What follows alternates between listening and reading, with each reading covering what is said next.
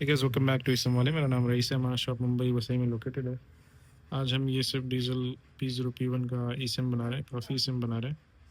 ये सब बनने के लिए आए हैं हमारे पास। ये सब उसकी IC है। किसी में 1-4, किसी में 2-3 का प्रॉब्लम आता है। इसको हम टेस्ट करके बना रहे हैं। ये मेन और इग्निशन ऑन कर दिया। यहाँ पर उसकी टाइमिंग लगी। इसमें 2 और 3 और 3 का प्रॉब्लम है। ऐसे सब में प्रॉब्लम है कुछ ना कुछ। तो अब थोड़ी देर में बंद भी हो जा रहा है। तो ये सब IC हम डाल रहे हैं और चेक कर रहे हैं। ये इसका BCM, फ्यूज बॉक्स, एंटेना, चाबी सब कनेक्टेड है। इस तरीके से हम काम कर रहे हैं। ठीक है, अगर आपको भी सिम रिपेयर करना है, टेस्टर लेना है, ट्रेनिंग लेना है, जो भी आपकी क्वेरीज है, आप हमें इस नंबर पर कांटेक्ट कीजिए। Thanks for watching. जय हिंद।